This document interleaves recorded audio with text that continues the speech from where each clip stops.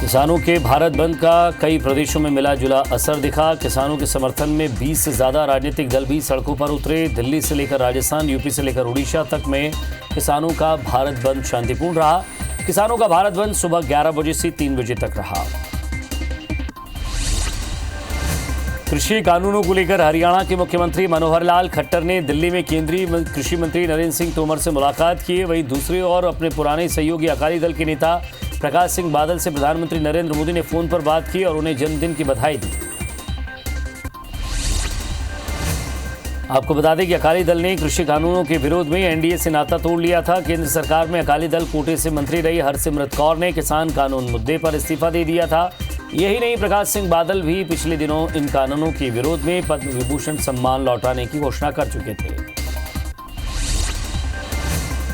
किसान संघों और केंद्र सरकार के बीच 9 दिसंबर को 6वें दौर की बातचीत होगी। आपको बता दें कि 5वें दौर की बातचीत में केंद्र सरकार ने कृषि कानूनों में संशोधन का प्रस्ताव दिया था, लेकिन किसान नेताओं ने इसे सिरे से खारिज कर दिया। उन्होंने साफ कहा कि सरकार 3 कानून वापस ले, नहीं तो वे प्रदर्शन जारी रखेंगे।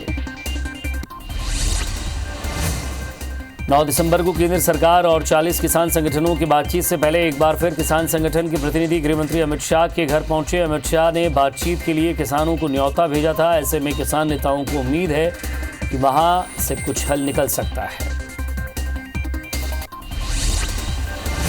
कृषि कानूनों के खिलाफ चल रहे किसानों के विरोध प्रदर्शन को देखते हुए सिंधु बॉर्डर पर सुरक्षा बल तैनात रहा। भारत बंद के दौरान कोई अप्रिय घटना ना हो, इसके लिए बड़ी संख्या में सुरक्षा बल तैनात है। भारत बंद के आह्वान को उड़ीसा से भी समर्थन मिला है। दिल्ली में आंदोलन कर रहे किसानों के समर्थन में सुबह से उड़ीसा के किसान संगठन सड़कों और पटरियों पर उतर आए और भारत बंद के लिए लोगों से समर्थन करने की अपील की। भारत बंद का असर पश्चिम बंगाल के सिलीगुड़ी में भी देखने को मिला। जहां दुकानें बंद दिखी तो सड़कें सूनी नजर आई। यहां व्यापारी और ट्रांसपोर्ट यूनियनों ने भी भारत बंद का समर्थन किया। कर्नाटक में कृषि कानूनों के खिलाफ बनाए गए भारत बंद के समर्थन में हुगली में कांग्रेस कार्यकर्ताओं ने विरोध प्रदर्शन किया और बैलगाड़ी से सड़क ब्लॉक कर दी। आंध्र प्रदेश से भी किसानों के भारत बंद को समर्थन मिला है। यहां विजयवाड़ा में लेफ्ट पार्टियों ने रैली निकालकर किसानों के आंदोलन का समर्थन किया है। भोपाल में सिख समाज भारत बंद के समर्थन में सड़कों पर उतरा है और व्यापारियों से दुकान बंद करने की अपील की है। राजधानी के बोर्ड ऑफिस चौराहे पर बड़ी संख्या में सिख समाज के लोग जुटकर किसानों के भारत बंद का उन्होंने समर्थन किया। भारत बंद के समर्थन में कांग्रेस ने रायपुर के जय स्तंभ चौक पर प्रदर्शन किया। पीसीसी चीफ मोहन मरकाम के नेतृत्व में कांग्रेसियों ने भारत बंद के समर्थन में सड़कों पर उतरे और बंद को सफल बनाने की अपील की। पीसीसी चीफ के साथ संसदीय सचिव विकास उपाध्याय ने भी बंद की अपील की। इस दौरान जय स्तंभ चौक पर ट्रेड यूनियन ने भी प्रदर्शन किया। मध्य प्रदेश में किसानों के बंद से निपटने के लिए गृह विभाग ने कड़े सुरक्षा इंतजाम किए। पैरामिलिट्री फोर्स के तहत एसएएफ की 24 कंपनियों के साथ 4000 होमगार्ड की तैनाती की गई है। वहीं 800 ट्रेड कांस्टेबल भी फील्ड में हैं। मुख्यमंत्री शिवराज सिंह चौहान ने कोरोना के राज्य में स्थिति के संबंध में समीक्षा बैठक ली। इस दौरान उन्होंने कोरोना के आफ्टर इफेक्ट्स का अध्ययन कर जनता को शिक्षित और सूचित करने की स्वास्थ्य विभाग को निर्देश दिए। कोरोना महामारी के कारण प्रदेश सरकार के खाली खजाने को भरने के लिए मध्य प्रदेश के 13 स्टेट हाईवे पर टोल टैक्स वसूला जाएगा। पीडब्ल्यूडी के इस प्रस्ताव को कैबिनेट की बैठक में मंजूरी मिल गई। शहडोल जिला चिकित्सालय में 13 बच्चों की मौत को लेकर प्रदेश के स्वास्थ्य मंत्री डॉक्टर प्रभुराम चौधरी के शहडोल दौरे से लौटने के बाद 2 डॉक्टर्स पर कार्रवाई की गई। जिला अस्पताल के सिविल सर्जन और सीएमएचओ को हटा दिया गया है। प्रदेश के गृह मंत्री नरोत्तम मिश्रा को पश्चिम बंगाल चुनाव को लेकर अहम जिम्मेदारी मिली है। नरोत्तम मिश्रा को पश्चिम बंगाल में 48 विधानसभा क्षेत्र की सीटों का प्रभारी बनाया गया है। नई जिम्मेदारी मिलने के बाद नरोत्तम मिश्रा कोलकाता पहुंचे। मध्य प्रदेश में बीजेपी दमोह विधानसभा सीट के आगामी उपचुनाव के लिए मंत्री भूपेंद्र सिंह को प्रभारी नियुक्त किया गया। मध्य प्रदेश उपचुनाव से पहले कांग्रेस एमएलए राहुल लोधी ने कांग्रेस छोड़कर बीजेपी का दामन थामा था। अब अप्रैल से पहले दमोह सीट में उपचुनाव होना है। ऐसे में बीजेपी अभी से चुनाव तैयारियों में जुट गई है। मध्य प्रदेश में कल निकायों के महापौर और अध्यक्ष पद के लिए आरक्षण में स्थिति साफ हो जाएगी। माना जा रहा है कि भोपाल में अगला महापौर ओबीसी वर्ग से होना तय है। दावेदारों के बीच ऐसी अटकलें लगना शुरू हो गई है। इसमें भी प्रबल संभावना है कि ये पद महिला के लिए आरक्षित हो। इंदौर का महापौर पद सामान्य हो सकता है। जांजगीर जिले में इस बार 230 खरीदी केंद्र बनाए गए हैं, जिसमें अब तक 223 केंद्रों में 11,253 किसानों ने 4.5 लाख क्विंटल धान की बिक्री की है। कलेक्टर ने दूसरे प्रदेशों से धान की आवक रोकने और चेकपोस्ट और निगरानी के लिए 74 नोडल अधिकारी नियुक्त किए हैं। किसानों के टोकन और एंट्री में होती परेशानी के लिए तहसील ऑफिस में इंतजाम किए गए। कवर्धा के ग्राम धर्मपुरा में शासकीय जमीन में बने भवन को अतिक्रमण हटाने के मामले में सतनामी समाज ने अंबेडकर चौक पर धरना प्रदर्शन शुरू किया। विरोध करने वालों की मांग है कि फिर से भवन का निर्माण कराया जाए, वहीं बल प्रयोग करने वाले पुलिसकर्मियों के खिलाफ कार्रवाई की जाए। जांजगीर में किसानों ने बीज निगम कार्यालय के सामने धरना दिया। किसानों ने एक साल बंद भी धान के बोनस की राशि नहीं मिलने से नाराजगी उन्होंने जताई। कृषक चेतना मंच के नेतृत्व में आयोजित धरने के बाद किसानों ने तहसीलदार और बीज निगम के अधिकारियों को ज्ञापन सौंपा। रायगढ़ के मेडिकल कॉलेज और निजी अस्पताल के चिकित्सकों ने केंद्र सरकार द्वारा आयुर्वेदिक होम्योपैथी डॉक्टरों को ऑपरेशन और ट्रीटमेंट की अनुमति देने का विरोध किया है। डॉक्टर्स ने आईएमए के नेतृत्व में कलेक्ट्रेट के सामने प्रदर्शन किया। अपनी विभिन्न मांगों को लेकर दंतेवाड़ा के 200 से ज्यादा अतिथि शिक्षक इन दिनों हड़ताल पर हैं। अतिथि शिक्षकों की मांग है कि पुनः नियुक्ति दी जाए, 62 साल तक की जॉब सिक्योरिटी दी जाए। दरअसल कोरोना के चलते स्कूल नहीं खुले हैं, जिसकी वजह से इन्हें इस शिक्षा सत्र में नियुक्ति नहीं दी गई है। उज्जैन के जेके अस्पताल में मौत के बाद महिला के पैर चूहों ने कुतर दिए। ये मामला जब सामने आया, अस्पताल प्रबंधन पर महिला के शव को नहीं देने का भी आरोप लगा। जहर खाने के बाद उपचार के लिए महिला को यहां भर्ती कराया गया था। परिजनों ने कई आरोप अस्पताल प्रबंधन पर लगाए। सिंगरौली सीधी को जोड़ने वाली सड़क का बुरा हाल है। पिछले 7 वर्षों से सड़क अपने अस्तित्व की तलाश कर रही है। सिंगरौली सीधी से होते हुए रीवा से रांची जाने वाली ये सड़क लोगों के लिए मुसीबत बनी हुई है। हटनी में साई ट्रेडिंग कंपनी के नाम से संचालित तेल फैक्ट्री पर खाद्य विभाग और माधवनगर पुलिस ने छापामार कार्रवाई की। इस दौरान मैन्युफैक्चरिंग प्रोडक्ट में न तो मैन्युफैक्चरिंग की तारीख मिली और न ही एक्सपायरी डेट। जबलपुर के मझौली में प्रशासनिक टीम ने छापामार कार्रवाई करते हुए गोदामों से करीब 2100 बोरी धान जब्त किया है। कार्रवाई के दौरान व्यापारियों के पास से कोई भी वैध दस्तावेज नहीं मिले। नीमच के सिंगोली में प्रशासन ने अतिक्रमण हटाने की कार्रवाई की है, जिससे अतिक्रमणकारियों में हड़कंप मच गया। वहीं अतिक्रमणकारियों ने प्रशासनिक अमले पर पक्षपात का आरोप लगाया है और भूमि माफियाओं पर कार्रवाई नहीं करने का भी आरोप लगाया। गरियाबंद जिले में बीती रात नक्सलियों ने छत्तीसगढ़ उड़ीसा की सीमा पर सिंचाई विभाग के लिए काम कर रहे एक जेसीबी को आग लगा दी। पुलिस ने आसपास लगाए गए नक्सली बैनर के पास सर्चिंग की तो वहां से 4 किलो का एक बम मिला है, जिसे डिफ्यूज कर दिया गया है।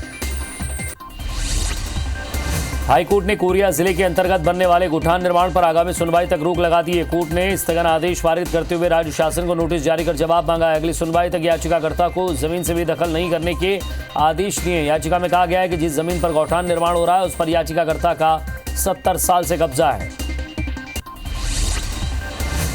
बस्तर के शिक्षा विभाग में अनुकंपा नियुक्ति को लेकर की गई गड़बड़ी को लेकर हाईकोर्ट में जनहित याचिका लगाई गई है। इससे पहले भी इस मामले में कोर्ट में एक याचिका लगाई गई थी, जिस पर हाईकोर्ट के चीफ जस्टिस की डिवीजन बेंच में सुनवाई का फैसला किया गया।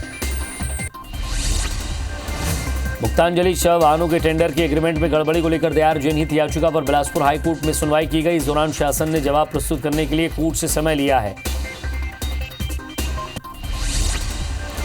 ग्वालियर में पुरानी छावनी थाना क्षेत्र के जलालपुर में कुछ ही दूर नहर के अंदर एक महिला की लाश मिली है। वहीं पास में डंडा और खून से लथपथ पत्थर भी मिला है, जिससे हत्या की आशंका पुलिस जता रही है।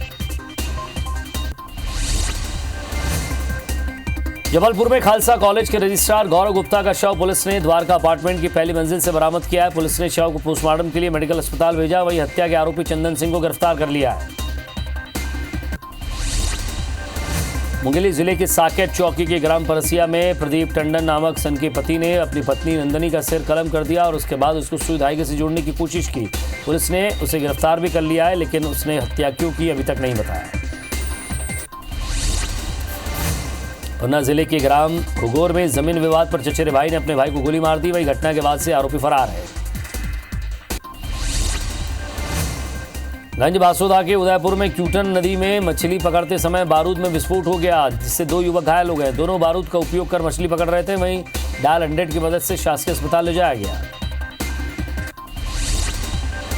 जांजगीर चांपा जिले के पीपर सत्ती गांव में 2 युवकों को बाइक सवार ने टक्कर मार दी। हादसे में एक युवक की मौके पर मौत हो गई, वहीं दूसरे को इलाज के लिए बिलासपुर रेफर किया गया।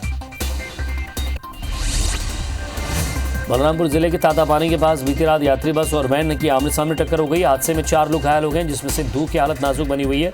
टक्कर इतनी भीषण थी कि वैन पूरी तरह से बस के अंदर घुस गई। जबलपुर के राठी कॉलोनी में बदमाशों ने घर के बाहर खड़े होकर किसी का इंतजार कर रहे युवक की मौके पर लाठियों से बेरहमी से पिटाई कर दी। इतना ही नहीं, बीच बचाव करने आए युवकों को भी पीटा। उज्जैन के चिंतामन जवासिया रोड पर यात्रियों से भरी बस पलट गई, जिसमें लगभग 14 से ज्यादा यात्री घायल हो गए। घायलों को उपचार के लिए जिला अस्पताल भेजा गया। कुंडा गांव में नेशनल हाईवे 30 पर एक मिनी ट्रक और कार में टक्कर हो गई, जिससे ट्रक चालक की मौके पर मौत हो गई, जबकि 4 लोग गंभीर रूप से घायल हो गए, जिन्हें जिला अस्पताल RNT में भर्ती कराया गया है, जहां उनका उपचार जारी है। अंबिकापुर जिले में बारातियों से भरी पिकअप पलटने के कारण 4 लोगों की मौत हो गई, वहीं 10 लोग घायल हो गए, जिनमें से 6 की हालत गंभीर बनी हुई है। घायल ग्रामीणों का इलाज अंबिकापुर के मेडिकल कॉलेज में किया जा रहा है। ग्वालियर पुलिस ने नाबालिग लड़की से छेड़छाड़ करने वाले वायुसेना कर्मी को गिरफ्तार किया है। वायुसेना कर्मी नाबालिग लड़की के साथ छेड़छाड़ करता था। 6 साल से नाबालिग को प्रताड़ित भी कर रहा था। सरगुजा की उदयपुर पुलिस ने पत्नी को जलाकर मारने के आरोप में हत्यारे पति को गिरफ्तार कर लिया है। मामला डांड गांव के माझापारा का है। रायपुर के देवेंद्र नगर में रहने वाले अभिषेक जोशी को भिलाई नगर पुलिस ने गिरफ्तार किया। अभिषेक पर अपनी जरूरतों को पूरा करने के लिए मोबाइल और सोने की चेन लूटने का आरोप है। इंदौर में चोरों ने स्वामी विवेकानंद स्कूल को निशाना बनाते हुए लाखों रुपए लेकर फरार हो गए। स्कूल कर्मचारी जब स्कूल पहुंचे तब ताले टूटे हुए मिले। पुलिस ने छानबीन की और CCTV फुटेज के आधार पर भी तलाश कर रही है। रायपुर में साइबर सेल ने ऑनलाइन चाकू ऑर्डर करने वाले 2 युवकों को हिरासत में लिया है। साइबर सेल ने उनके पास से 2 बटनदार चाकू भी बरामद किए। युवकों की पहचान संजय नगर टीकरापारा के अयूब खान और मनीष कुर्रे के रूप में हुई है।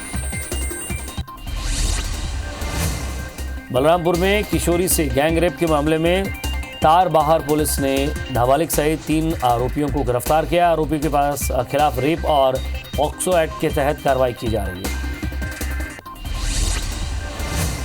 कबरदा में नाबालिग के साथ सामूहिक दुष्कर्म को लेकर केवल दुष्कर्म बताते हुए पुलिस ने नाबालिग के प्रेमी को गिरफ्तार किया। वहीं मामले में 14 दिन बाद पुलिस ने 3 नाबालिग सहित 4 और आरोपियों को गिरफ्तार किया है। बैतूल के पारदी ढाणे में जुआ पकड़ने गई पुलिस ने मौके से 18 जुआरियों को गिरफ्तार किया। वहीं 3,41,000 रुपए भी जब्त किए। पुलिस ने 17 पिस्टल और 8 किलो गांजा पकड़ने में कामयाबी हासिल की। रायपुर के रेलवे आरक्षण केंद्र में RPF IG के निर्देश पर बड़ी कार्रवाई की गई। जांच टीम ने टिकट की कालाबाजारी करने वाले 7 आरोपियों को गिरफ्तार किया, जिसमें चीफ रिजर्वेशन सुपरवाइजर समेत 7 लोग शामिल हैं।